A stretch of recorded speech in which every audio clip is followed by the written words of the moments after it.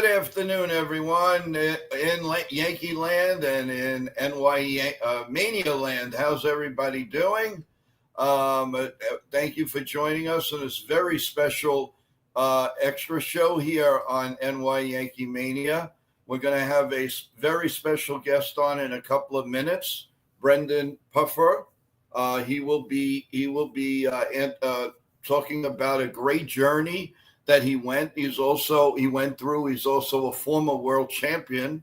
So we're also gonna ask him after the big trade came down yesterday, what are his thoughts? What goes through his mind? And we're definitely going to, we're going to get him. We're going to get his mind and take on it. I want to give you the Yankee lineup right before we get to anything, everyone. Little different. Trent Grisham is going to lead off, play center field. Ben Rice is going to play first base, bat second. The captain, Aaron Judge, will bat third. Cody Bellinger will bat fourth. And a big name, everyone, Giancarlo Stanton. Welcome back to the lineup.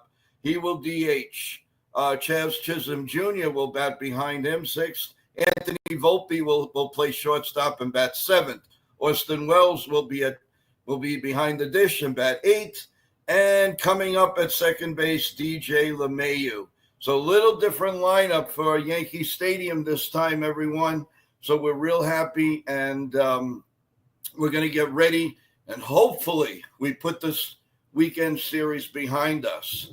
Without any further ado, everyone, smack damn on 5 o'clock. Our main star is coming up here on NY Yankee Mania, and we couldn't be happier. Let's bring him up. Whoa, how you doing, big guy? Hey, how are you? Good. I like the facial. That looks cool, man. Oh, thank you, brother. I appreciate that. Even the Yankees can do that now, huh? Yes, yeah. Well, they have to be a little cleaner, but yours looks good. It's a little much. Good, big guy. Yes, thank you for joining the show. Can I call you Coach, or what would you like for me to call you? That's great. Coach Puff is great. Whatever's easy for you guys. Puff, I love that. Yes, sir. If you don't mind, I have a favor. Sure. My first question. Yeah. The big trade yesterday. What are your thoughts on what would go? What if you were a teammate right now? What would be going through your mind? Gosh, that's a great question. You know, I've been kind of following the whole saga of, hey, you're not going to play third base. Can you play first? No, I don't play first. And so as a former kind of old school player, without knowing all the details, I was kind of one of those guys. I was like, man, you're making all this money. Just be a team guy. Go take ground balls at first. Do what you got to do. I have a feeling it just got to a point where they figured, you know what? We're not going to mend this relationship. We need to try to get something out of it, dump some salary, and move them along. So it was a big one. It surprised me for sure. But I guess looking back on it, right, when we saw kind of the disruption in the offseason leading into the season, at some point those things come to a head. And I think that's what we ran into here. Yeah, it's just ironic. Now, you played there, correct? Obviously, congratulations on your World Series ring. And although against the it was against the Yankees, so I have a little beef with you, but okay, we'll take it. But the fans in Boston, in your opinion, how do you think they're reacting right now? I mean, it's got to be, from what I understand, negative. What do you feel?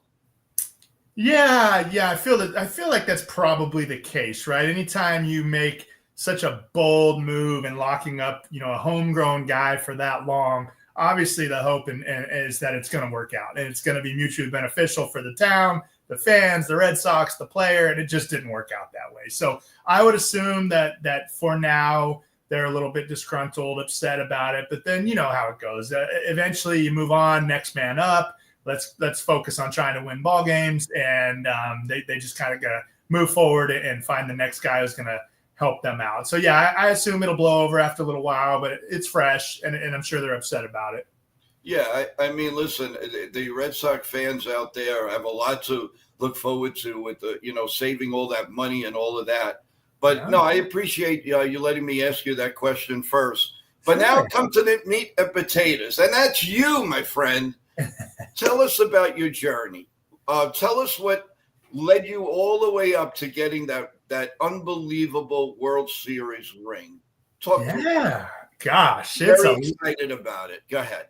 Absolutely. Yeah, it's a long story in my baseball journey for sure. And I'll just kind of highlight it a little bit. I got drafted out of high school, 1994, bounced around the minor leagues for a really long time. It took me, I think about 8 years in the minor leagues to crack into a big league organization. And that was the Houston Astros in 2002. Got a little bit of time with them in 02, 03. 2004, the year we're talking about, I was traded to the San Diego Padres. And ironically, I'll tell you, I got the World Series ring, but I just didn't contribute. I mean, I'll just be honest with you. I was traded over to the Red Sox midseason, went to AAA Pawtucket for a little while, got called up in September, wore the home whites, was in Fenway, watched a game. And during that game, a lot of people don't know this, Johnny Damon dove for a ball. He got hurt his finger. They thought he was going to be out for the season. They called up an outfielder named Adam Heisdu. Some of you guys might remember him. And they needed a roster spot. And that was me. They sent me out. I was there for a day and a half, did not pitch for the Sox. In interleague play that year, people will sometimes ask me, did you contribute? Do you feel like you did any good? I said, no, not really. But when I was with the Padres, we played the Red Sox in Fenway in interleague play. I pitched that game. The Red Sox won. So technically, I guess I contributed a little bit. But, yeah, it was such a short stint for me, to be honest with you. It was in and out. I was at home watching the game like everybody else. And then the next year I signed with San Francisco Giants, and they asked me for my ring size, said they were giving me a World Series ring. I think at that point, being 04, the first time since the curse, they were giving just about anybody who came through Fenway, including probably popcorn vendors at that time, a ring. So I did benefit from that, which was really cool. Very historic moment. But, to be honest with you, I wasn't there very long. I didn't contribute a whole lot. I was just right place at the right time. One thing a lot of fans ask me, Joe, if you can ask a former player this, and I want to know it myself. When you get not only the call up, but when they turn around and you get traded, what is the feeling? Do you go into the manager's office? Do they call you? What's what goes behind the scenes and all? I'm fascinated to know what happens then. Oh, that's a great question, Joe. I love that. So it varies. It's a little bit all over the map, right? So, for instance, when I got that big league call up, I was in AAA New Orleans with the Houston Astros. Game finishes. The manager calls me in the office about 11 o'clock p.m. Hey, guess what? You're flying out tomorrow. You're going to the big leagues. Great moment. Obviously, you have very little time. You go pack up your locker, your apartment or home, wherever you're staying, and you're literally on the move the next morning. It happens really fast. So in the case of the trade, we were on a flight. I was with the Padres. We were on a flight home from Arizona back to San Diego. They came up to me on the flight and said, hey, you've been traded to the Boston Red Sox. You're heading to Boston tomorrow. And it was like, wow. So basically when the flight lands, you're going to get your stuff together and head to the East Coast. Well, within that hour or two flight, they had made another trade for a lefty named Jimmy Anderson, who they decided was going to go to Boston and I was going to go to Pawtucket. They came back on the plane, said, okay, the trade still went through. You're going to head to Pawtucket for a little while. So now I'm going from the big leagues with the Padres, close to where I grew up, to AAA Pawtucket the next day. So it's really just all over the map. I mean, sometimes it's great news. You're getting called to the big leagues, and gosh, there's no bad way to get that news. And then other times it's hey, you're released, you're fired, you're whatever the case may be. And I mean, normally it's a manager's office. In the case I just shared with you, we happened to be on a charter flight home, and when the deal went through, so they shared the news there. But yeah, it all happens really, really fast. And I think that's something that not everybody realizes is, hey, you might have a lease on an apartment here in San Diego, and you just got traded to the East Coast, and you don't have several days to get there. Your flight leaves the next morning. So it can be a bit of a hurry up and get everything together, a whirlwind of a moment whenever you're traded or sent down or up. Yeah, no, all of this is so interesting because the everybody here in the chat and watching, they don't know what you guys, what a player goes through. They just think you snap a finger, hey, he's a Yankee now, or but it's fascinating to see how your life changes in like literally a minute. And Absolutely. that's just a fascinating part of it. Now. Okay, so let's say you reach the Boston Red Sox. You got you have 25 at that point, 24 new players, friends to so-called. Yeah. How do you mingle in? Do you just go, "Hi, I'm Brendan. How you doing?" Or what goes through your mind? You're walking into. First of all, what's it like walking into Fenway Park in the in the dugout in the go into the Green Monster? And by the way, did you sign left field? Yes, sir. I did sign behind the Green All right, Monster. just saying. Otherwise, you get your buns back there. Yes, I got to go do all that.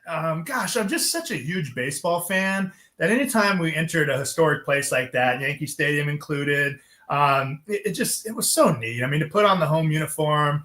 I didn't grow up a Red Sox fan, and to be honest with you, I grew up a Dodger fan, but just a fan of the game and walking through those. I know. Hey, it's where I grew up. I didn't have a choice. My dad didn't give me a choice. I'm kidding. But yeah, man, oh my gosh, Manny Ramirez and Pedro Martinez and Big Papi and all these guys, right? And so to answer your question, it can be very overwhelming. For me, I was in 11, 12 organizations, so I typically just kind of went in a little bit quiet, said hello, made introductions, kind of first hit it off with the bullpen guys during the game. And from there you move on. But yeah, I think anytime you're new to a team, especially that late in the season, they've got kind of their nucleus and you can feel a little bit like an outsider. And so you just kind of blend in and for me, again, not being like a veteran player in terms of a long-term contract. I played a lot of minor league ball, but I was never one of the top tier long-term contract guys. So I always just kind of tried to almost seen but not heard for a little bit and just respectfully, try to do my role and be around the guys. And I remember they held a team meeting day one and all those guys showed up and here they all were. Like I said, some of the names that I just mentioned. And man, for me, again, just being a big fan, it was cool to be around these guys. And of course I would have loved to ride out that postseason with them, but just being able to, like you said, go into the Green Monster, sign the wall, meet some of those greats was really, really cool experience for me. Well, you had Big Papi with you. You had Manny Ramirez. You had Mike Lowell. Yeah. I mean, you had a lot of the so-called big stars. No question about it. But let's backtrack just a little bit now. Okay, so you're growing up, and I'm gonna be a major league player. Yes. How does that happen? Yeah. So. Man, I will tell you what, from the day, and my parents still have notes that I wrote to them, that's all I wanted to do. I just decided when I was really young that I want to be a Major League Baseball player. And, when I was little, my dad got me involved and he coached my teams. And, I guess it's hard to tell when you're super young, 7, 8, 9 years old, but, had some talent. So my dad tells me. And so once we got to be 12, 13, 14, kind of go through puberty, I grew pretty fast. I was a bigger guy. Started throwing pretty hard. That's when it kind of really was like, hey, maybe I could actually do this. And I would write my parents letters like, they'd say, get on your homework. You got to focus. And I said, no, I don't. I'm going to be a big league ball player. And I would write them a letter that I would be a major league ball player and sign it to them. And they're like, yeah, that's great. You still got to do your homework though. So I just had this one track mind of just, I don't know, just very, very driven to do that. And then as I got to high school, scouts started coming around, which really kind of wet that palate of like, hey, this is reality now. You could potentially do this. Nervous. How do you not get nervous? How did you get over that with the scouts looking at you? And, it's one thing to see mom and dad are watching you. Yeah. But you're seeing a scout. Let's say the Red Sox, the Yankees, the Dodgers. Yeah. And especially you're a Dodger fan. So let's say let's say Tommy Lasorda was there. Rest in peace. How would you feel? Man, to be honest, very nervous all the time. I coach kids now, and I tell them all the time, I'm like, anyone who's going to sit there and tell you that I wasn't nervous, it didn't bother me, I was nervous every single time. Scout came around, if it was in the minor leagues, once I got to the big leagues and I knew the games were televised, and man, I'd share with people all the time, my dad was such a big fan, a reliever would blow a game, and I'd be watching the game in the living room with him, and he'd yell at the TV and cuss the guy out. And I'm like, man, I don't want to be that guy to this fan base. So I would think about things like that. And then really what you need to do eventually is you really need to be focused on your breath work, your focus, your focal points within the stadium. Because I would be lying if I said there weren't times. My second big league outing, we were playing the Giants in Houston and Barry Bonds came up. We intentionally walked him. fielder's choice. The next guy hits in a fielder's choice. He's on second base. And I was literally checking my runner at second in my head going, wow, that's Barry Bonds taking his lead out there. Look at that. And you can't compete like that. So it's like, get your stuff together. You know, some people, for love of the game, they say clear the mechanism. It's with Billy Chappell with that whole deal. It really was the case where, hey, man, get a hold of yourself. You're out here trying to compete for a job. You can't get all caught up in these things. But I am, especially now, would admit that I was always nervous. I was always a little starstruck seeing these big guys get into the box or in the locker room with me and stuff like that. And I tried to play it cool at the time, but now I'm old and I'm like, you know what? Man, that was the coolest thing. And I was nervous. Well, old in baseball years. I was just going to say, as a matter of fact, Jason Castillo, he's also a creator, has a show in the nighttime. And he says, Coach Puff, looking at you, you look like you're nice and beefed and ready for the WWE. I threw that in. He just said the gym, but I'm saying you're ready for I can, listen, I can manage you, man. You can be the, coach, Big Puff. Are you kidding me? I love it. I'll tell you what, man, as a pitcher, having to be, flexible and lean and all that stuff, you weren't really allowed to lift a lot of weights. And so as soon as my career was over, that's kind of how I blow off steam. It's good for my mental and physical health. I probably weigh close to 100 pounds more now than I did the last time I pitched, and not flexible. The kids I coach will say, Coach, you're a big dude. How hard could you throw now? And I'm like, not hard at all. Actually, I can barely throw batting practice. So it's not functional. But yeah, I just walk around with beef, dye my beard. So, hey, World Wrestling Federation, whatever it is, I'd love it. Oh, are you kidding me? Without a doubt, you could tag up with, oh my God, anybody, and The Undertaker. You guys would be great. I mean, there you go. There you go. Another thing I wanted to touch with you is your book. Yes, sir. Tell us how did that come about, and how long did it take you to get this out? Whatever, the message, and tell us about the books side of things as you were finishing your career. Yeah. So actually, my career, the name of my book, I have it right here, is called From the Bullpen to the State Pen, and that title gives it away a little bit. The way my career ended after 15 years, Joe, was a bad decision off the field. I had a lot of demons I was fighting, tried to get clean and sober several times, had some success, and then ultimately fell off the wagon, hit a rock bottom, and I did time in prison. I was incarcerated for almost 4 years. And so my life changed completely. I got out, started over, and humbly kind of walked through life and had so many redemptive qualities come about through my faith, through people showing, faith and grace after a bad decision, changing the behavior, all the different things that had to happen, that I just felt called to lead a book. I felt led to write a book, and it took a while. I had a journal from my time in prison. I had a bunch of cool baseball stories, and I thought, man, there's something here. I teamed up with a couple guys called Streamline. They help kind of ghostwrite books, and man, they held me accountable and walked me through the process. So from start to finish, by the time I got with them, it was about 6 months or so. We published the book, and it's out on Amazon, and just a way to try to encourage people to be real honest and vulnerable about my story of, hey, seen some mountaintop highs, some really cool stuff in baseball. Happy to share and have fun talking about that. But also, I've had some real lows. I made some choices that had some consequences. And so I really try to encourage other people that are maybe going down that path who don't necessarily need to, and try to just bring light to that story of recovery and then ultimately redemption. Well, that happens. And the most important is we learn from it. Yeah. Nobody's perfect. If the world was perfect, we'd all be millionaires. We'd all be, shining the light. And it just doesn't happen that way. That's, but Sure. You know what? You conquered, you went above. Now you're with the kids. That's the most important. Forget about what happened years ago or whatever it is. You're a better man for it. And that's it. You're a family man. And by the way, if you're a dad, happy Father's Day, by the way. Thank you. I am a dad 4 times over and a granddad. God bless you. That's great. Well, then they're blessed. They're blessed. Sir. Thank you. But I'm just that's the one thing we never hear when we have interviews. Yeah. What's in the mindset?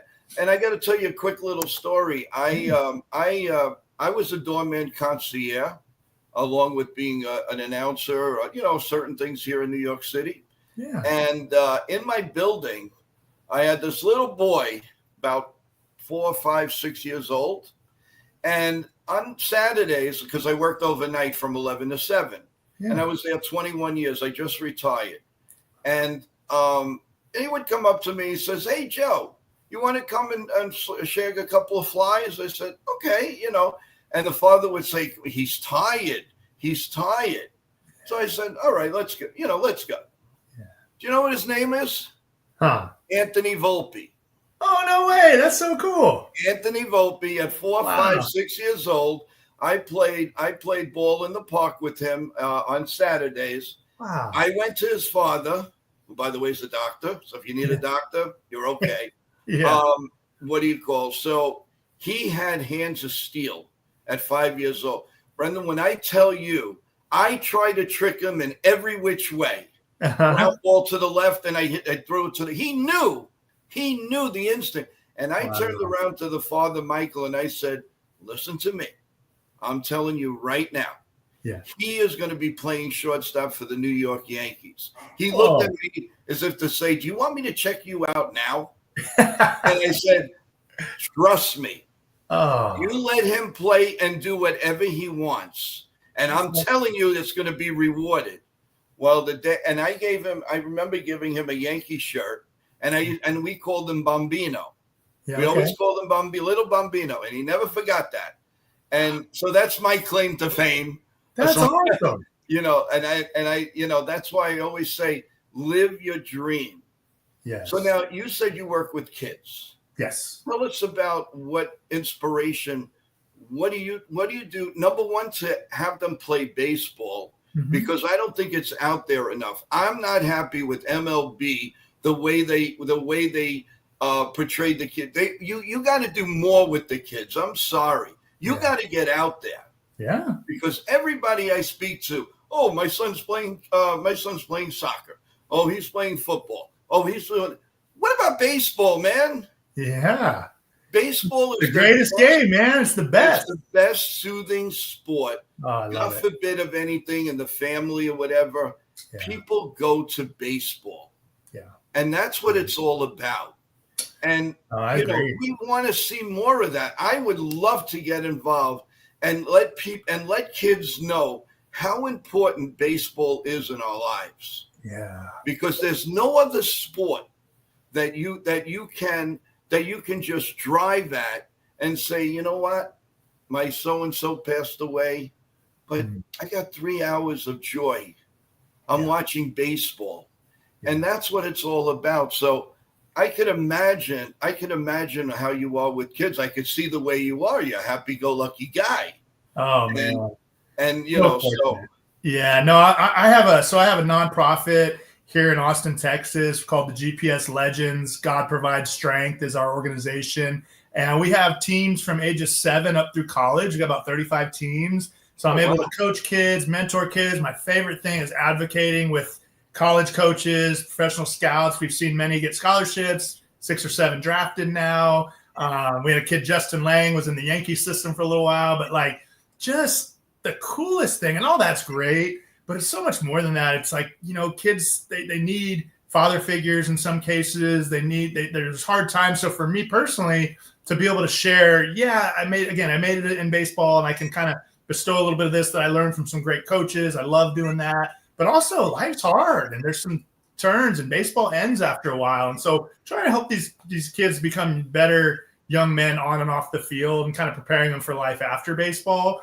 We hope it's a big, long career. I played 15 years of pro ball, but then it ends. And if your identity is all wrapped up and tied into your performance, who you are as a ball player, then what, right? So just trying to really keep that balance of, yes, we're going to give everything we can out of this ability, and we are going to go to the mountaintop with it, but also, keep a little bit good head on your shoulders, humility, some of the things that we preach on. I had to learn the hard way. And so I'm able to kind of pass that down to these guys as they're walking their journey. We have a couple of questions of people that's in our email. Yeah. They shy to come on the chat all the time, so they always listen to us from there. And one as Bob Rizzo wants to know, when you were playing, especially with with like a Manny Ramirez or a Poppy, how was that? How was that feeling? I mean, you turned around and say, "Oh my God, I'm playing with these guys," and you're one of the guys, and all we really needed is one guy to say, "Hey, Puff was there too." And how do you feel about that? You actually were right on there. So you know what, big guy, you are definitely part of this team. Doesn't matter. Oh, it's awesome. Like I alluded to before, I was a little bit starstruck at times, and then I found myself going out to eat, or you getting invited by some of the big guys to a lunch or a breakfast, or whatever the case may be. And then what you realize is, and I know it sounds cliche, but it's true, they're just regular guys. They really are. They have problems and issues off the field, and sometimes they're happy, sometimes they're not. And I played with Barry Bonds, and I always ask, how is he? And I'm like, well, kind of what you hear. I mean, he wasn't the greatest teammate, but I also didn't have to deal with what he did. I mean, on any given day, his locker was just loaded with media, and he just couldn't get away from it. And so I don't claim to know what that feels like. That was never me. Barry treated my son good when I had my son in the locker room. He was great to him. I appreciate that. But yeah, being around some of those big stars, Trevor Hoffman, Hall of Famer, I was in the bullpen in San Diego with him, and he was one of the most humble, down-to-earth, regular dudes you could ever be around. So it really kind of varied on who they were. But I certainly, as a baseball fan, allowed myself to get caught up in the names on the jersey a little bit and a little bit starstruck. And then to your point, every now and then I'd pinch myself because they were including me in things, and I was on a flight or a bus or got to pitch in a game, and they're making plays behind me. And it just was a really cool blessing and honor to be a part of it. I mean, for a kid who dreamt of even getting a little bit of time there, was just amazing. I mean, it really was. We have a question for you from Real Bill. He scored, and it's going to, I hope you don't mind, and I know you don't, Coach Buff. Have you ever noticed the difference in the ball, the way it is then and the way it is now? Do you think there is a big difference? Where do you see it right now? What do you see? Yeah, so I'm kind of like you, Real Bill. Like I'm just a fan, kind of watching from the outside. When I was in there holding the baseballs, doing all that, I think for one, during my era, it was certainly more common to be able to sticky up the ball a little bit, it kind of doctor it up. They've kind of cracked down on a lot of that stuff. So kind of depending on what kind of ball you got, you could do some things to it. That's not happening anymore. Everything I'm hearing right now is, to his point, the ball is dead this year. Had a few players come out in the last couple of days, I think McCutcheon being one of them, saying, I've been told, like, it actually is dead. They've deadened up the ball a little bit. It kind of shows in what's going on. So I never put a lot of stock into it. I mean, I know that I gave up some balls that I think with any ball, they would have been 500 feet to some guys like Jim Tomei and guys like that. But I just never really noticed. It was kind of like, hey, whatever they give you is what you got to deal with. So make it work. So I assume the players are doing the same now. They probably see it. They probably know it's out there, but they can't really control it. So I think their best course of action is just do the best you can with what they give you. What they give you. Yeah. Stephen B., another big contributor to the show, asked for you. Was there any teammate that ever said to you, hey, you never want to go to this team? No way in hell. Have you ever been confronted with that, and what would you say to that? Yeah, it's funny. The first thing that pops in my head, Stephen B., is growing up, as I already shared, big Dodger fan. Like, Dad was, we're hardcore, right? And I signed with the San Francisco Giants as a career move. Yeah, and so, man, it didn't feel right. It really didn't. I was a free agent, and I signed with them because they needed bullpen help. And it just never felt right, man. Being a Dodger guy just never felt good. So funny story to that end is my dad came to visit me in San Francisco. He comes up, shows up in the family room. I don't know if you guys are familiar with Kangaroo Court. Big leaguers will do this kind of a fun, find people for different goofy things. Well, my dad wore a Dodger hat into the family room in San Francisco, and I got fined in Kangaroo Court. And I just said, Dad, what are you thinking, man? He's like, when I signed with him, he's proud dad. He had all the hats I ever played for. He goes, I'm not getting a Giants hat. And I said, well, I know, but you didn't have to wear your Dodger fan in the family room. And he did. And we still laugh about it. It's the way he is, man. He was going to stick to his guns no matter what. Yeah, again, I could imagine. I could imagine the feeling. Were you ever, let's say you and the family and somebody else, you like the Dodgers, this one liked this one. Did you all get along? How was that? How is a household of a former player run that way?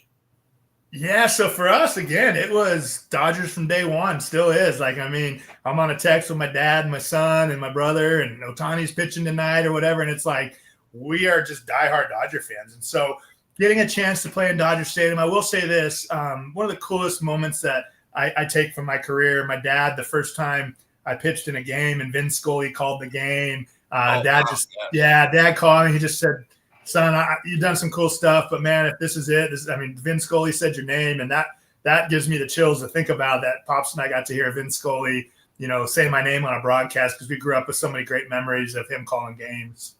Here's another interesting question from John and Jay.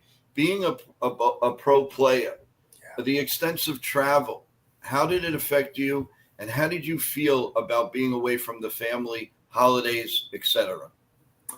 Yeah, it was tough. That's a great question, John. It was tough. I mean, not in a sense that, I mean, you this is your dream. So if that's part of it, being away a large portion of the year and things of that nature, I mean, you have to have a really great supportive family that understands, hey, this is a tough deal on everybody. And when you were talking to me about the trades and how everything happens so fast, I mean, what I failed to mention was that's hardest on the families, the wives and the kids, and they're trying to find a sense of normalcy in a town. And none of this is to say, woe is these professional athletes. I mean, it's a great gig, but yeah, it's certainly a hard part of it. And I will also take it a step further. And with me, a guy who had, addiction issues and some demons I always fought, the downtime, the being on the road was really kind of a tough dance for me. And I think ultimately made it a little tougher in my recovery journey. But there were also guys that handled that great as pros, and they were able to separate the two, and it was fine. But I'll just speak for me. Yeah, the travel was a little tough. Very cool. Like to this day, if my wife will say, hey, have you ever been to wherever? It's like, oh yeah, I played there. I've been there. I got to see this and that. So very cool. Part of the journey is the travel, but it was hard on families for sure. I mean, it was definitely, you needed a great support system to get through that. I don't think any player would say that they don't have a great support system and they're able to pull that off. It takes a bunch. Now, what about in the off season when you hear all the names? You have the winter meetings. You have the free agents. What goes through your mind and say, my God, today I'm here. Tomorrow I could be in New York for all I know. How do you get through that? Do you listen to social media? Do you let somebody call you? How do you block that? How does a player block that out, especially? I don't have to tell you about the media here in New York or LA, but how do you block that out when it says, well, Mr. Puff, he I don't know about this guy. How do you block that out?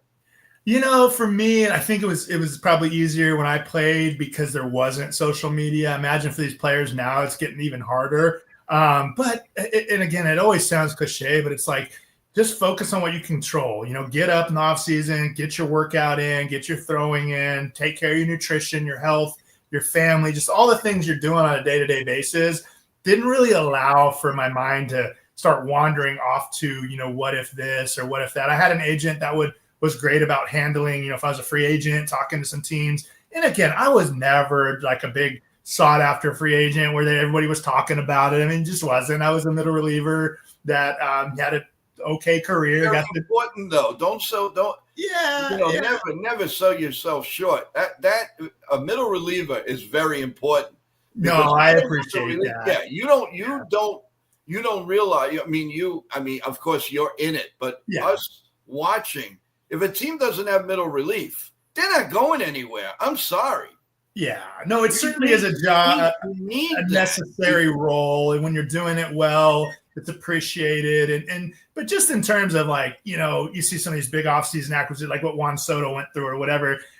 I can't pretend to know what that feels like. But yeah, I just would really just focus on the controllables, and just every day for me was like, okay, how do I get better today? How do I keep chasing this dream? And I mean, very routine oriented. And if you don't have a routine, I think that's where your mind can wander a little bit. And you can start going down that path of, what if. And so, yeah, I never really put a whole lot of thought into that. I didn't read the news and things of that nature. I think the best way to do is avoid it if you can. Right. But remember one thing. Yeah. You have the Juan Sotos of the world and everything, and I'm not putting anybody down. Yeah. But you have one thing that he doesn't have, and that's a world championship ring. So kudos to you. Thank you. Salute, as we say in Italian, because you deserve it. Let's drink to it, baby. Thank you, sir. Thank you. Because definitely fortunate. That is very, very important. You have that ring, and nobody can ever take that away from you. Yeah. That is a gift. How many players play to get that ring? And I don't care if, God forbid, you were hurt. I don't care. You were part of the team. Yes. And that's what matters. Yeah. Some great memories. Thank you. Of course it's great memories. Yeah. And, all right, this guy is killing me with this question for you. I have to ask you, I'm sorry. It's all good. What's it like being a ball player, going out to dinner after the game, or did you like eating in the, oh my God, if you like eating in the room, in the press room, whatever. Yeah. Tell us about that. Tell us your experience. Yeah. If I don't ask you that, I think I'm just going to wring my neck here in the chat. Yeah, no, those are all things to be curious about, right? So, yeah, the big league clubhouse, the locker room, whatever you want to call it, it was always loaded with some pretty good food. There's no doubt about it. If we were at home, typically I would go out to eat with the family, right? But on the road, you're going to usually go out and eat with some of the guys. Or there's plenty of food right there in that clubhouse, that locker room, where if you want to save a little bit of that meal money, you can go ahead and eat a good meal in there after the game. Usually, have a workout or something to do. And so you don't really get out of the for a night game, you typically aren't getting out until 10:30, 11, sometimes 11:30. So it's not usually where there's a lot of quality restaurants open, depending on where you are and what night it is, right? So, yeah, always a good option to eat. The clubhouse managers do a phenomenal job. I mean, incredible food right there in the clubhouse for you if you want to take advantage of that. And then, again, depending on where you are, if you want to get some culture and go out and, and get some pizza in Chicago or, New York, grab some of that Carnegie Deli or whatever it was, and you just go out and try to knock out some of those must-sees, go to Philly, get some cheesesteaks and stuff like that. So, you had an option to eat great in the clubhouse. Even on the flights, you were fed well. It was just a dream to be a part of. Well, two things for you. Number one, yucky on me because I forgot about Juan Soto winning a ring with the Nationals. Okay. It doesn't, right. Whatever. Okay. Right. I don't care. I'm sorry. This is the real deal. This is what it's all about. Okay. Yeah. He's on every team. Fine. Whatever. Okay. I want to get that. And I have a surprise for you. All right. And I'm going to bring him up. Look at the surprise. Nathan. What's up, my guy? How you doing, brother? How you doing? Thank you for joining Joe's show. Yeah, we're having a blast, man. Thanks for having me. Yeah, he's the best. Joe's the best, and NYY Mania is the best. So I just wanted to give him a quick shout out for doing a great show with you, and and he's giving good questions. So kudos to him. Yeah, it's been great. I'm really excited. Can you plug the book again, because I'm going to get a copy of it. I would love to read it. Sure. Yeah, it's called From the Bullpen to the State Pen. And yeah, just look it up on Amazon or wherever. Coach Puff Positive is my website. I think they have them on there. But yeah, cool. Just kind of that story there. I appreciate you guys allowing me to bring that up. Oh, are you kidding? Now you got me in quiz. I got to get it. I get awesome. I get everything else. I want to get yours. I'd love to know what you think about it. That's without a doubt. So, do you have any aspirations of coming back to as a coach, as anything out there with Major League Baseball right now? Is there anything that you would do different, or what would you say? Yeah, my goal, honestly, I love the bullpen life. I was a bullpen guy my whole career. I wanted to be a Major League bullpen coach my whole life. That was my goal. The Rangers were kind of grooming me to be a coach by the time my career ended. But there was just another path for me that I didn't know was out there, involving mentoring these young men and coaching. And I really love doing it. And so I don't see there being much of a change. Don't get me wrong. If somewhere along the line, an organization said we need an experienced guy in a bullpen, I would have to take a hard look at that. But I really feel like I'm in my passion right now with advocating for these high schoolers, coaching them, like helping them find their path, that it's so fulfilling that I'm not actively looking for much else. But you never know. I mean, it just, I spent my time 15 years in pro ball, and and now I'm at an age where a lot of my buddies are coaches on the bench or in organizations. And if that ever popped up where I could add value to somebody, cool. But it's not something I'm really actively looking at or seeking. And you also lucky enough, and you have a lot of time to go. But when you become the old age of 65, MLB will take care of that. And that's great. And that is fantastic. Yeah. You can't that's what I mean. MLB doesn't get enough credit for a lot of the things. There are things that I get upset about because I think they can market the game a little differently. And I would love to do something like that. But the things that they do put out for the players, the bat with I guess Bobby Mercer started it, and then they went from there, and then the pension plan and all of that. I mean, who's got it? Who's got it better? You don't have to be millions and millions and millions. Yeah. You've done what you needed to do, and that's, you lived your dream, and that's what you have to be proud of, to tell your kids, the kids that you're teaching, that you are the positive influence on them, to tell them you can do this. Yes. There's only 725 players, whatever it is. Yeah. You can be one of them. Absolutely. I'm here in the flesh. Yes. I love that. And that's amazing. I mean, I just find that. By the way, you're going to owe me a percentage because Real Bill just already ordered your book.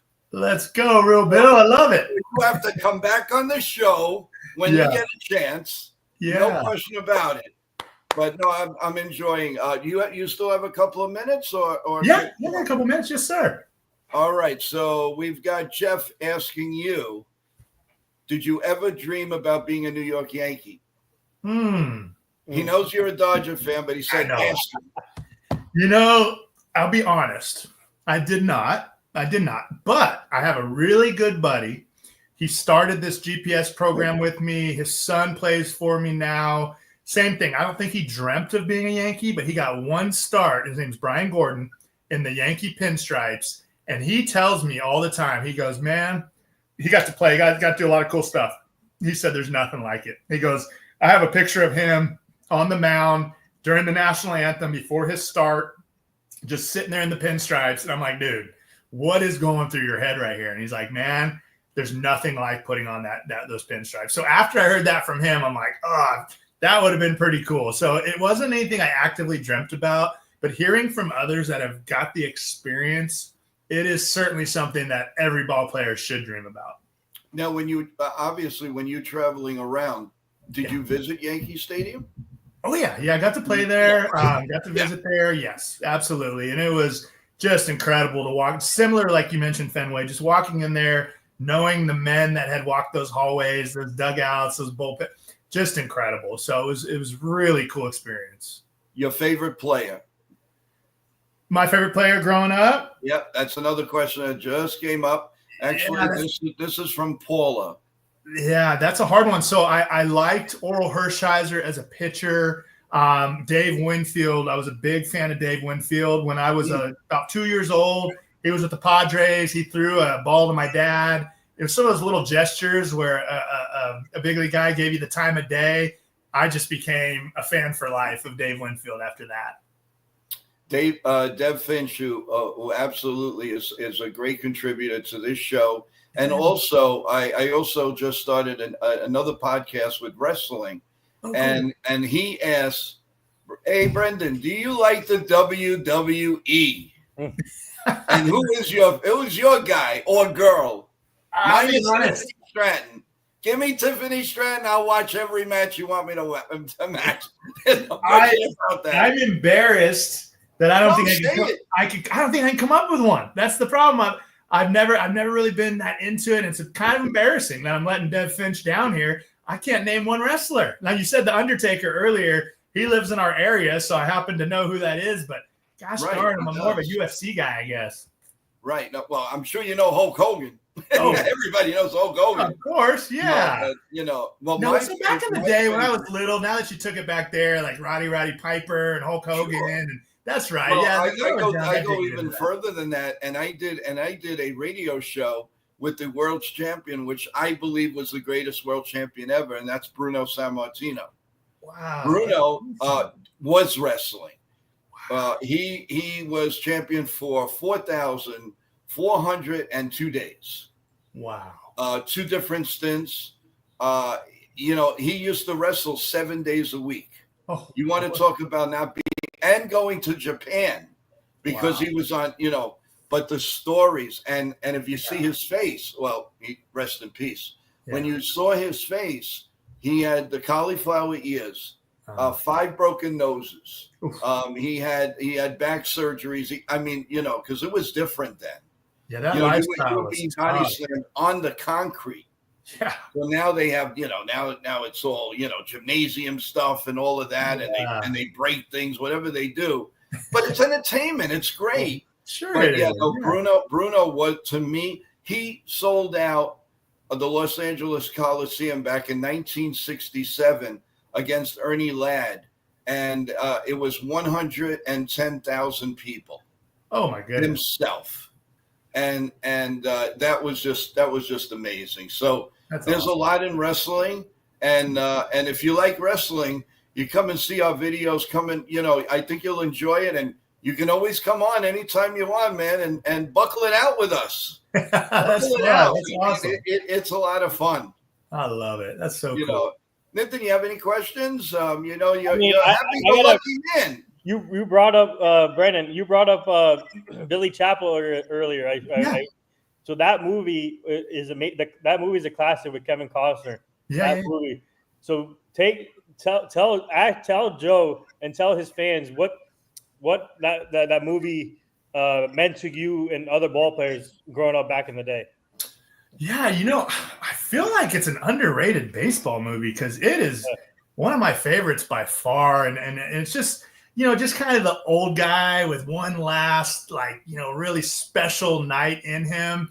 It was just the cool part and the storyline around it and him kind of just remembering all that he had been through. But in the sense where we brought it up earlier of the clear the mechanism, that was so cool because that was the first time where I really saw that played out in the movie, the mental side of the game, where there's all this outside noise and pressure, and in this case, around a perfect game no-hitter, and how you just literally have to just take your mind and shift and turn it all off. And that was the best way I could explain it to folks who would ask, 40,000 people in the stands, whatever going on. It's like, you can't hear it. You really cannot hear it.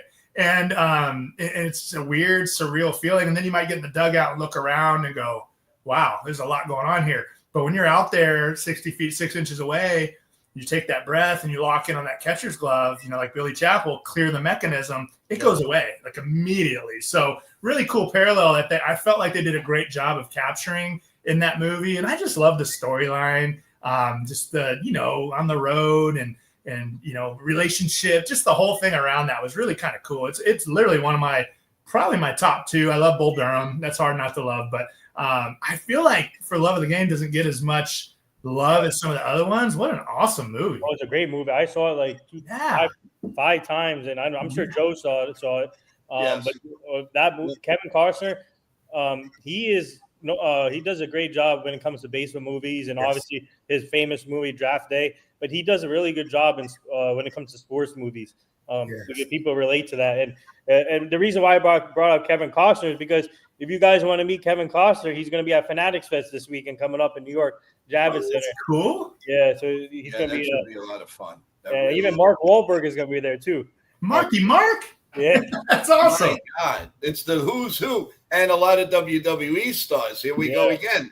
They're all over the place. They're absolutely all over the place. But that's awesome. You got to ask you this question. You're going to laugh, but here we go. Come on. This is from MJ. She asked, ballpark franks, are they different when you're eating them there or when you're eating them on your grill? Which is your favorite? I can't. These questions are unbelievable, but I got to ask them. Well, I hate to be a broken record here, but I got to go with the Dodger dog. Okay. I gotta go with the Dodger dog, and there is something different about being at the ballpark and getting you a ballpark Frank. I do. I feel like there is. I know it's been a while since I've probably had a hot dog at a ballpark, but I see these things now. I think it's the boomstick in Texas where it's like 2-3 feet long and covered in. I mean, they've taken it to a new level now. So I feel like just the old school ballpark hot dog was pretty cool. And now they've gone to a whole new level with some of the food at the ballparks, I've noticed.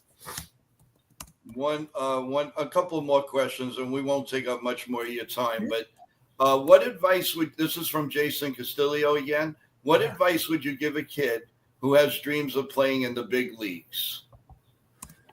Yeah, that's a great one. I would say by all means, pursue that dream. By all means, give it absolutely everything you have in terms of, extra work and discipline and routine and all the things that would allow you to have that opportunity. And then also get around some people that are honest with you about where your skill level is, where you need to improve.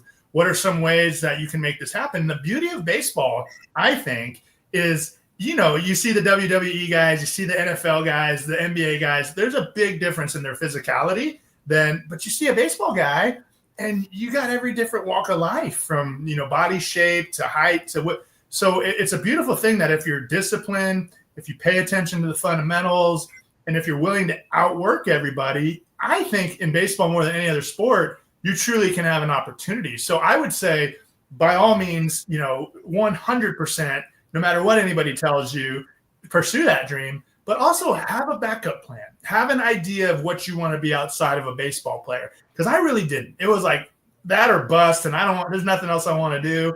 And honestly, having that backup plan, like I said earlier in the show, Joe, baseball is going to end for everybody. For that young man, get you 15 years of pro ball. That's awesome. But then there's the rest of your life. And if your whole identity is baseball and that's the only way you find, happiness, when that's taken away, I know not just for me, but for a lot of other ball players, that's a tough adjustment if you haven't put a little bit of stock into a backup plan, some other things that you enjoy doing, right? So I guess to shorten it up, it's like pursue that dream with everything you have until they rip the uniform off your back, but also know what it is you like to do outside of baseball as well. Well, I have this question that my listener Kevin says, Joe, if you don't ask this question, I'm not subscribing to you anymore. So you better ask him this question. Why are pitchers getting hurt all the time? What are they doing differently now than they didn't do then? And what is going on? Does everybody have to throw 100 miles an hour to survive? So there has been a huge shift in the whole chasing velocity thing. And as a coach who's advocating for young men, this has really affected every level of baseball, right? I'd say 6-7 years ago when I started doing this, what I do, I had guys that, threw 85, 86, could throw a breaking ball for a strike, could pitch in and out. And I could tell college scouts, hey, man, you want this guy. He gets everybody out. And then it shifted to, hey, I got a name for you, college coach, pro scout. What's his velocity? Well, hold on. He's not quite there yet. What's his velocity? And so it got to the point where velocity was king. And so what they did was they came up with some great training techniques. I mean, the technology now with training is off the charts, where you could turn on a ball game tonight and see 5-6 people throwing 100 miles an hour in any bullpen. When I played, Billy Wagner hit it. I think Mark Wohlers once or twice, and that was it, right? So they figured out I need to throw harder and max effort all the time and year round. And at the end of the day, the ligaments, the joints, the rotator cuff, they just can't keep up, right? And so everyone's going for broke with the velocity. And then it's almost at a point where it's like, well, it's just a matter of time until they have Tommy John. And then they'll rehab and they'll be back. And it's sad because high school kids, even younger than that, we're seeing it all the time. And so I guess the answer is like the training has gotten so advanced, which is good. Guys are getting bigger, faster, stronger by a lot.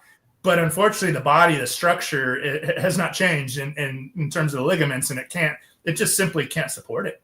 It's just a matter of time. No, absolutely.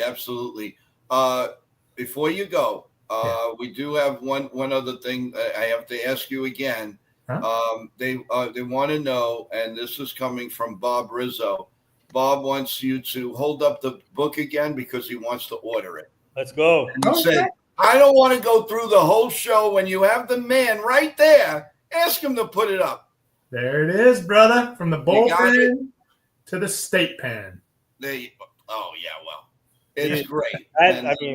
We can't, I personally thank you so much. Yeah. You are invited here anytime you want to come. Awesome. I really hope that we have a show every morning at 8:30. It's actually called Coffee, Bagels, Pancakes, you name it, and Yankee Talk and any baseball talk.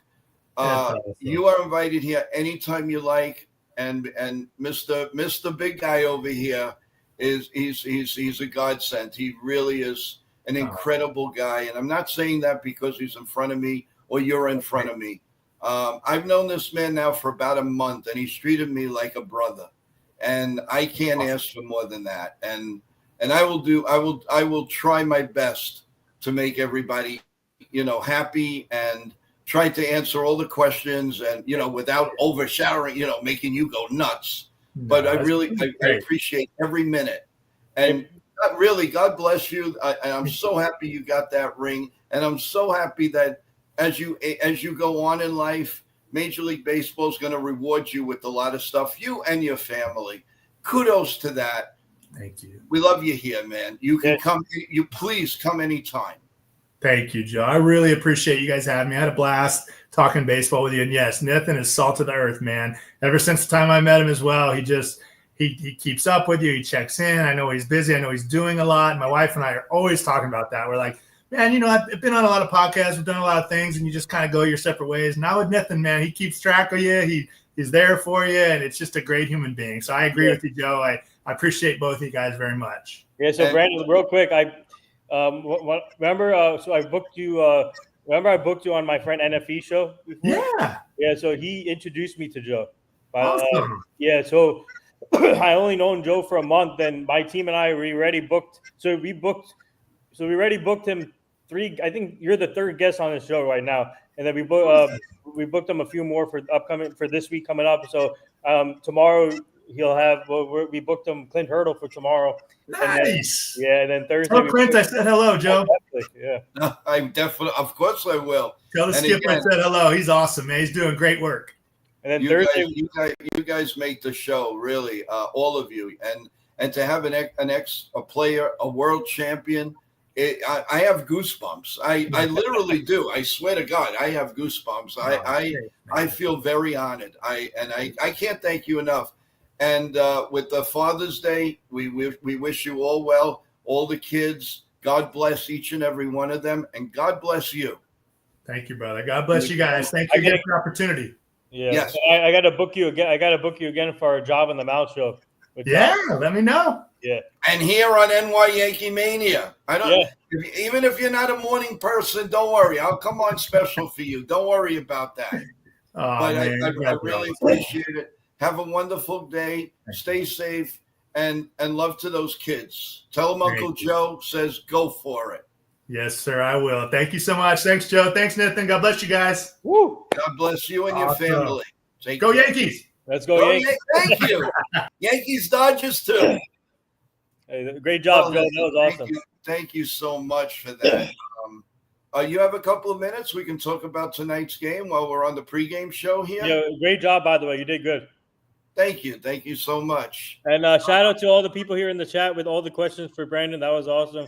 And in the email. Yeah, email. My phone's blowing up, and that's fantastic. Thank you. Also, there was a no-hitter today in the college from Arkansas. His name is Gage Wood. He threw a no-hitter. I put it in the chat. He struck out 19 batters today, and he threw the first no-hitter, first MCWS College World Series no-hitter since 1960. Well, God bless you. That's great. Our hat comes off. Let's have a little toast on the man. That's fantastic. Good luck to him. I want to thank you guys for being patient, and I try to get to as many questions as I can. We don't want to choke them with everything, but I think I got to as many as I can. The one thing I ask of you, if you really like the content, please press the like button. Tell all your friends about NY Yankee Mania. I may be a little nuts with going crazy and the Yankees lose or something, but as you could see, I'm down to earth, and I want to be here for everyone. So please tell your friends, anybody that likes baseball. Look, we have the content tomorrow. We're going to have Clint Hurdle here at 10 a.m. So remember, everyone, besides tomorrow morning now, it's not 8:30. We come on at 9:30 tomorrow with the Bagels, Coffee, you name it show. And then that's going to lead into our interview. And when I say our, I'm going to have Jason from 161 River Avenue. I'm honored to have him tag team with me and have a fantastic interview. So please, at least the like button. And if you're not a subscriber, just subscribe. It's for free. And as I keep promising you, everyone, we're going to get more and more content here. Quick note. So tonight, Ken is going to do the play-by-play for you on the Ugly Truth channel. Then you're going to come back here for a post game right after the game. Maybe I'll go on like a couple of batters left in the game, but that's where we'll be. Of course, as tomorrow night, and I'm hoping that Nippon will come and help us. We're going to do the live play-by-play right here on NY Yankee Mania. Ken has some obligations to take care of, very important obligations, and I'm happy to help out. Yeah, and so there's a lot of other creators. Brandon just texted me saying he enjoyed it. Thank you. Here's something from Ken. I'm going to do the play-by-play, the stream setup. Okay, great. Awesome. If you like to jump on, Ken, you can. I know you're very busy. I know a lot of things are going on. But if you like to come on, give me a shout out in the text, and I'll send you the link. In the meantime, tonight's game. Are you excited that Giancarlo's back? Yes, I'm pumped up. He makes the lineup more deeper, and they listen to me. They put. I love it when I'm telling you right now. I love the lineup when Bellinger's between Judge and Stanton. Remember, I said before that they should put Bellinger in between them, and then they listen to me. So that's a good thing. So I hope they can score runs today. That's a goal. And then and I think it's amazing that Volpe and Wells are down further. Yeah, you're going to see the Yankees flourish now.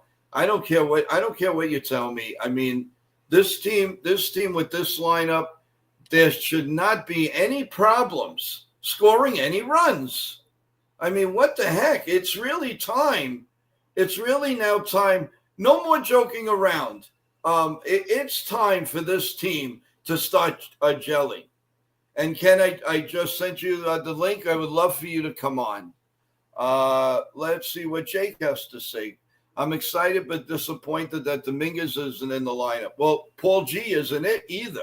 Yeah. He needs to be in the lineup every day, in my opinion. Yes, I agree with you. Let's go. I did the lineup pretty fast, guys. Blue Baker is back here too in the locker room. I don't know if there was a corresponding move yet. Nip, have you heard anything about which one? Blue Baker. Not yet. I haven't heard anything yet. Because he has a locker in Yankee Stadium. So, okay. So quickly, guys, the lineup: Trent Grissom will be in center field. Ben Rice will be at first base. Aaron Judge will be in right field. So batting third, of course. Cody Bellinger's in left field. Giancarlo Stanton. We haven't said that name in a while at DH. Carlos Stanton. Yep. Chaz Chisholm Jr. is going to be mending third. Anthony Volpe, shortstop. Austin Wells behind the plate. DJ LeMahieu coming up batting ninth. Yep. Now, guys, you add Paul G to that lineup or Dominguez, and I cannot believe that this lineup can't score runs. And it is a championship lineup. So let's go. Let's go. Let's go. And while we're going, we're going to bring up one of our other stars here on NY Yankee Mania. And guess who that is? What's up, Ken? Put on that hat. Put on the Ritz. How you doing? I was looking for my Mets hat. I just couldn't find it. I wanted to mirror Joe. Oh, no. Wasn't it Joe that said something? Wasn't it Joe that said something with them last couple of broadcasts that the Yankees were stinking it up and he was going to be a Mets fan? Oh, come on. Stop, man. I got a lot of people in the chat. Don't be telling them that. The ugly truth, brother. Yeah, if you said it, it's out there. No, yeah. Facts. What's up, Ken? How you doing, man? Doing great. I've got I told my assistant chief, hey, you need to finish handling this. I got a play-by-play broadcast. She says, what? I says, I have a play-by-play broadcast. I need to get set up and I need to eat. I'm not going to pass out on the stream because I hadn't eaten all day. Mm-hmm. All right, I got it. I says, I know because I always do everything. It's your turn. Handle it, woman. Oh my God. Well, that's good. Well, while you're on now, Ken, give an update of what you're going to be doing. And I already announced that I will be more than happy to take over for you tomorrow night. Fantastic. So, go ahead. I will be doing the play-by-play tonight, starting at 7:00. I did not have the opportunity to put together a pre-series review, at least not a complete one. I'll talk some facts about tonight's game, before we shove. At 10, about the time I anticipate the game will be over with, I'll hand it off to Joe for the post-game review. Hopefully we have good things and there's no rant on NY Yankee Mania because the Yankees will have crushed the Angels. And there's no Bozo tonight. Tomorrow morning at 9:30, the breakfast show is being pushed for about an hour or so because there is a personal interview in conjunction with that show, and running it too long is exhausting for Joe and not sure that everyone could be able to hang for it. So it's better just to push it. Tomorrow evening, Joe will be handling the duties of play-by-play here on NY Yankee Mania. If I get done with my duties soon enough, I may be able to hop on with Joe for maybe the last inning or two. However, we will have to play that one hand. It is a primary, so it should be a lighter election. Hopefully we're done early. But when it comes to elections, you never can tell. Stuff always seems to hit the fan at one given point or another. Yes, no question about that. And consequently, because I'm going to be doing the election stuff, I will not have my open panel on Tuesday. However, I'm going to try to run an open panel on Wednesday in the afternoon before bowling. And then you guys are just going to have to deal without me doing another play-by-play because it's bowling night. In the city, ring-a-ling. Hear them sing. Soon the Yankees will win a world championship. You hear me? You hear me, guys? You hear me, guys? Let's go. Let's go. This should be the California Angel Massacre in the Bronx. Breaking out the rat-a-tats and us putting it to them. Oh, geez. And we will not be facing Yusei Kikuchi in this set, which makes me extremely happy. Yeah, no, that's true. I mean, I'm so it's really time. It's really, really time to get going now. Now enough is enough. Let's get out there and let's play the baseball that we're known to play here. Temper expectations with Stanton. He's not going to walk out hitting 125-mile-an-hour bombs right off the bat. He's going to need some time. No question about it. No question about it. But it's just nice to have him in the lineup, a comfort zone for the New York Yankees, for the fans. They're going to be pumped tonight. I'm sure he's going to get some ovation. I'd be very shocked if it's going to be electric. And can you imagine if he hits a home run in his first at bat? Yo, that'd be great. Yep. That'd be That great. would be amazing. That's Amazing. a fantasy island thing there, brother. I'll be happy with the single. I'll be happy with the single, double, walk, or whatever. Triple. I told you that Mr. Puffer was going to be a good interview for you. Yeah, so yeah, we booked. We're connected with a lot of players, man. So stay tuned. We got more for you coming. That was good. That was a good interview. I liked it. I wasn't participating in the chat. I had my earbud in and I was listening to it. Got some good smiles out of me. You should start doing interviews, Ken. No. Yeah, they don't want to hear from me. What do you mean you didn't use sticky tack to throw the fastball? I know you're lying. Tell the truth. Oh God. Who's your most hated manager? Oh, Well, God. from what I read in the tabloids, it was such and such. Oh my God. So you want me to do an interview? You'll probably lose half your clientele, brother. So I won't hurt your business. Okay. Well, I hope not. You remember when you were up in the bottom of the ninth and you had the opportunity to win and you freaking flubbed it? Well, You know what GIDP we see means? everything. We see the test. Do you know what GIDP means? Grounded to double play? No, you don't want those kind of questions. That's the Yankees for you. That's the Yankees. Yep. We want to change that. Though. If you have Nathan, if you have a channel that's named The Ugly Truth, you know you can't pull lollipop questions on them. You got to ask them. Yeah, they're ugly questions. Yep. Yeah. You got to ask the hard nose questions. That I will not do. No way in heck. Nope. I think we need to get Joe a powder puff blue Yankee hat. Oh. All right. I don't care. Get me something, whatever. Hey, I'm excited to read his book. I think that book is going to be real exciting. Yeah. Get his book. Yeah. And I'm not really rah-rah with books, to be honest with you. The last one I really read was Joe Torre's. I don't have the patience, especially when you worked overnight. It's just not there for me. But this book, something tells me I have to read it, and I am going to read it. And it should be good. But you have to bring it back here because I really like that interview.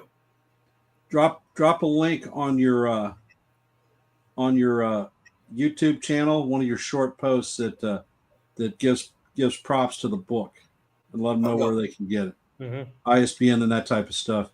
It's a thank you for Brandon coming on your channel and doing a great job. Yeah, no, I definitely will. No question about it. And all right, Joe. It's 6:10.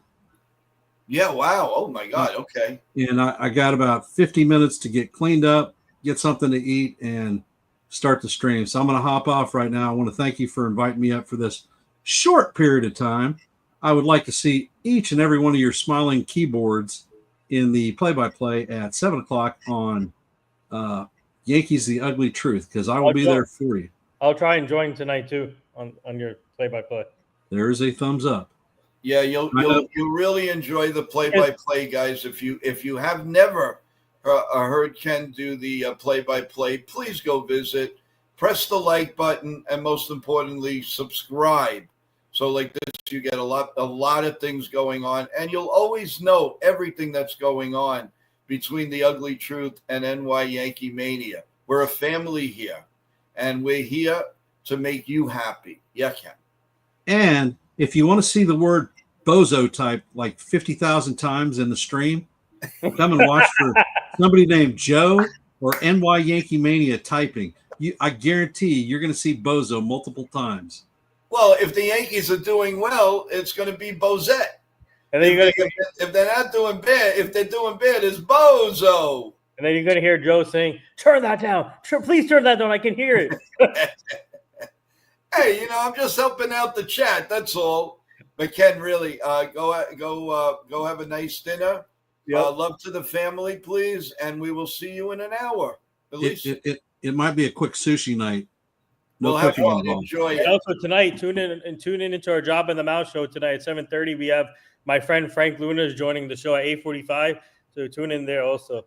I start my play-by-play I know. at 7. How am I supposed to tune in? No, I don't. I'll do it for the both of us. Don't right. worry. Don't All right, worry. let's go Yankees. Nobody will miss me. Trust me. Nobody will miss me. All Ken has to do is 2 and 2. And how do you do, baby? How do you do? Woo! Where's Bozo at? I don't see Bozo in the chat. Bring Everyone Bozo will be in. asking. All right, I'm out. Have fun. Take care, Ken. Thank you for hopping on. And then there were 2, and there was Nathan. He is here with us. Tell us all about the game tonight. What are you going to see, and what are you looking for, and who is your star of the game?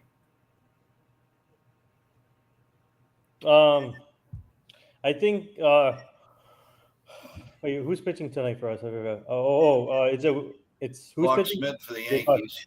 Yeah, so I think coming off from that strong start he had, I think he's going to continue it, and I feel like he's going to go 6-7 innings, 2 runs, 8 strikeouts, 5 hits, and then 2 walks, and then the Yankees will score runs for him tonight. I feel confident, and my hitting stars of the game will be Stanton, Judge, Belly, and then Chaz.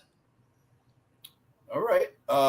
Anybody else in the chat before we wrap this up? Who's your star of the game? How long will Clark Smith go?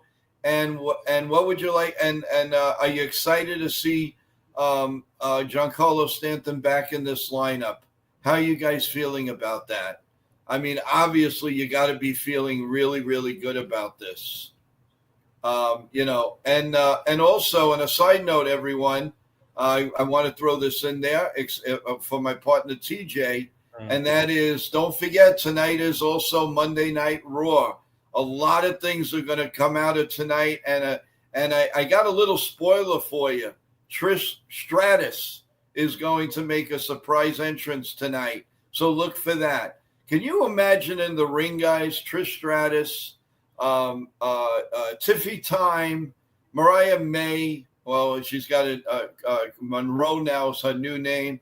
Oh, my God, what a triple threat match that's going to be. So go visit us at, with TJ at Total Turnbuckle Talk.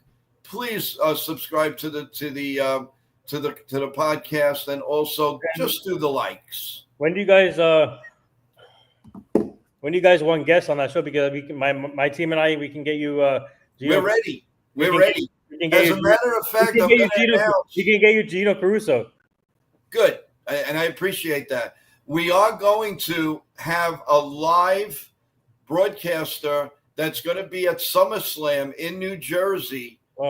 And we are going to be on live. And we will get all kinds of surprises, live chats from the arena. So we're really I am so pumped up for that. That's awesome. And then if we, maybe before that day, we can get a wrestler, a former wrestler. And they've been, whatever you can do, I'm always grateful to you.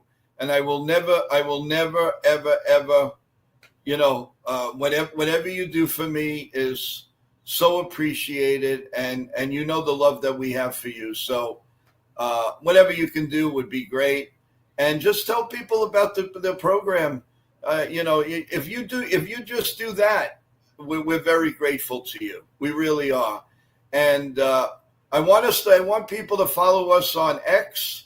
I want us to. I do know that I do have some people watching on Facebook, and come here also. Come here, press the like button. It's very, very important. Sometimes I don't know. I could have, let's say, 80 likes here, but I can have 40 likes there and not know it. It doesn't come in the stream. So come here for a minute if you want. Just press the like button. You know how important that is to the stream. And of course, if you, we would love for you to subscribe. This is where you subscribe, guys. So please do that. I can't stress that enough. And again, tonight, Java Chamberlain at 7:30. There's so much to do tonight. There's Ken with The Ugly Truth. There's Java with his program. There's the Yankees playing. There's there's WWE. There's also at the end of the night we have Otani pitching. Yep, Otani. And so Jason there is so much to watch on a Monday night. You don't know what to do. And Jason Casuto. And Jason to end the night. I'm hoping Jason will drop in with us not only for the post game, but maybe tomorrow morning or the afternoon. And he had already said that he's going to maybe give an inning or two as my Paul O'Neill, my sidekick. And I would love him to do a couple innings, but he's not. He just rather comment on what's going on, and that's fine. I have no problem. The more the merrier. And if you definitely could come in, we definitely look forward to that. So I hope you enjoyed the what do you call the interview. I want you to always tell us the truth, guys. If you don't like something, you got to let me know. No, everybody enjoyed it. Brandon even enjoyed it too. Yeah, he's a really He texted me saying he enjoyed it. So thank you. Dev Finch says, "Wow, Joe, stay on." Okay. Well, thank you, Dev. I know you're such a big supporter, and also TJ always says. You're his number one fan. He loves your content. He loves what you talk about, and he's always mentioning you one way or the other. Even on his streams, on his shorts, one way or another, Dev Finch gets on. And if others want to join with that, you're more than welcome. The TJ, he's a young, incredible star. He's a star in the making. Not only in broadcasting what he does in the videos, but let me tell you guys, he is an incredible drummer. He is playing with big bands, and it wouldn't surprise me if he lands a big one. You've got to see this young man play the drums. I'm so proud to be his partner. You have no idea. But you got to see, and I hope one day he puts that in the stream. And he does have his own channel too, so you can always ask him about that, and you'll see him playing the drums. So there's a lot going on. We're all family. Ask the questions. Let us know what you like, what you don't like. I don't care. I'm up for it. And whatever you want us to change, we'll do the best we can, because we're always here for you guys. So just in wrapping up, so give me a final score. What do you think? And then we'll sign off. Go ahead. I'm going to say 7. Man, this is hard. 7-2 Yankees. 7-2 Yankees. Okay. And your big hitter is? Yeah, so it's Judge, Stanton, Jazz, and Belly. Okay. I say the Yankees are going to take it tonight 5-1. And I think that Stanton somehow is going to be involved in something big. He's going to home run. I don't know about a home run, but I think he's going to get a big clutch hit. And Clark Smith's going to go 6 innings. He's going to give us 6 quality innings. They're due to break out. And I think this is going to be the start of our winning streak. So stay tuned to it. Remember, everyone, go to Ken's channel in, I would say, 40 minutes and enjoy a play-by-play. Then come back here once the game is over. I may go on a couple of minutes before. I'll do a scoreboard update, and we'll talk. And also talk about Clint Hurdle tomorrow morning. Mm-hmm. And that we go on at 9:30 tomorrow. So remember that. Yep. So with all of that, thank you so much. Nip, I almost went on for 4 hours today, 2 hours in the morning, which I couldn't believe, because this stream has been incredible, an incredible guest that I have, and I'm at almost an hour and 30 minutes here. So thank you guys, and I'll do more and more as it keeps coming up. as you guys keep creeping in the stream, we'll just keep going and going. So with that in mind, let's go Yankees. And also, please enjoy your dinner. Get your snacks ready for the Yankee game and whatever else you're doing. And as I always say, God bless all of you and everybody as a content and in the stream. And God bless America. Woo! Go Yankees. Let's Go, go Yankees. go. Take care, everybody. We'll see you in a little while. Let's go Yankees. Let's go. Great stream. And